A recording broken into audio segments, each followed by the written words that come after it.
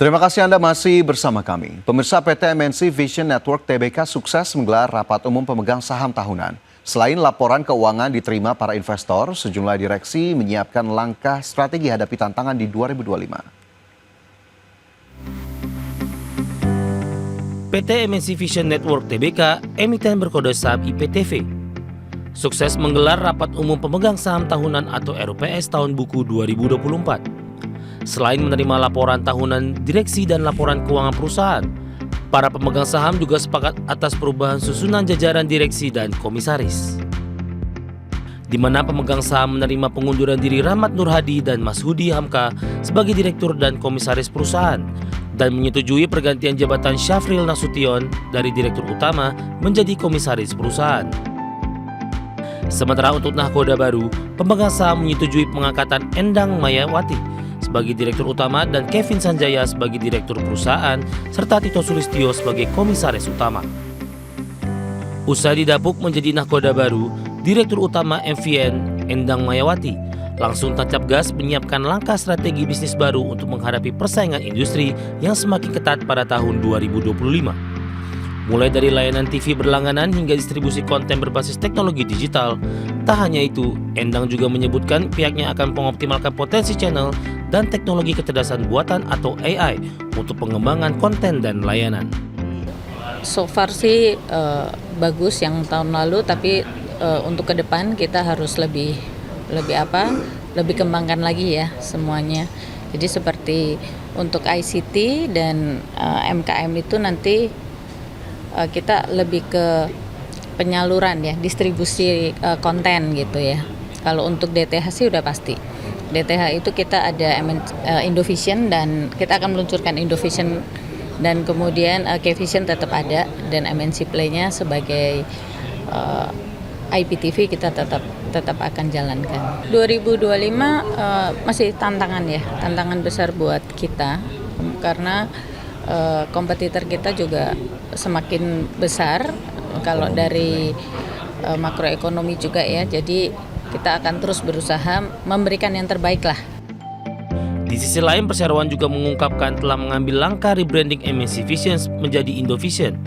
Langkah ini dilakukan sebagai bagian dari strategi perusahaan untuk kembali ke akar identitas yang telah lama dikenal masyarakat, khususnya kalangan sandwich generation dan keluarga muda.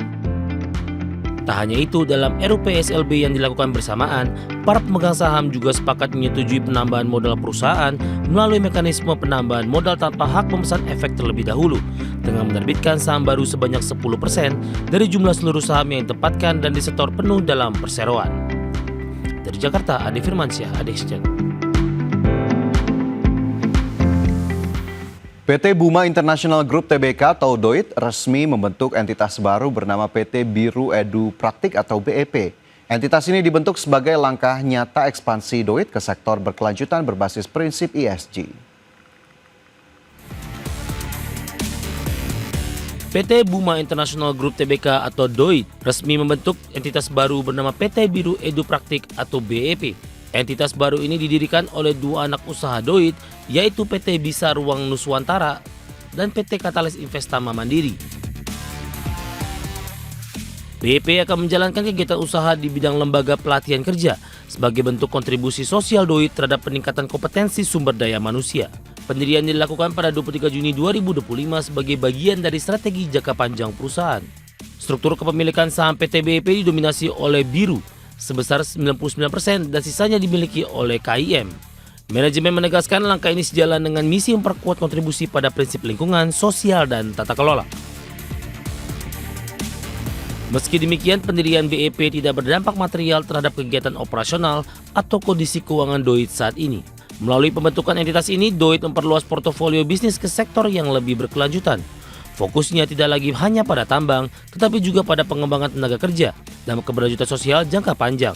Adapun inisiatif ini memperlihatkan arah transformasi DOIT menuju model bisnis yang lebih adaptif dan inklusif.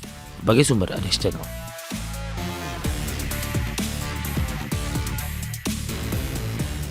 PT Ultra Jaya Milk Industry and Trading Company Tbk mengumumkan rencana pembelian kembali saham atau buyback senilai 1,45 triliun rupiah.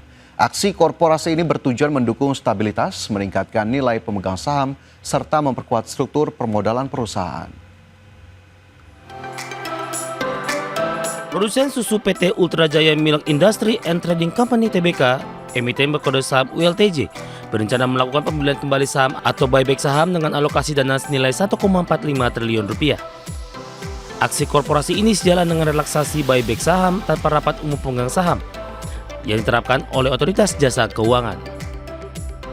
Corporate Secretary ULTJ, Helena Widayani, mengatakan aksi korporasi ini bertujuan mendukung stabilitas, meningkatkan nilai pemegang saham, serta memperkuat struktur permodalan perusahaan. Dalam keterangan resminya, Helena juga memastikan pembelian kembali saham ini tidak akan mempengaruhi arus kas operasional maupun kegiatan usaha ULTJ.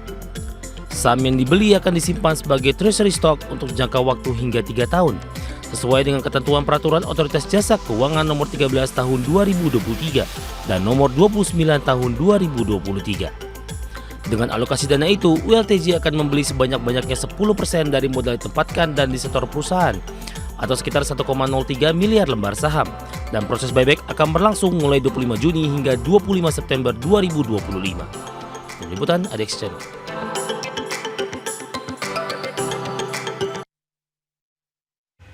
Dan selanjutnya kita beralih ke indeks harga saham gabungan pemirsa, di mana sejak pembukaan perdagangan pada pagi tadi IHSG konsisten bergerak di zona hijau dan terpantau hingga penutupan perdagangan di sesi pertama Selasa. Indeks harga saham gabungan menguat dalam sesi pertama hari ini 1,1% ke level 6.862. 200 saham terpantau melemah, sementara 453 saham menguat menjadi motor utama dari penguatan IHSG.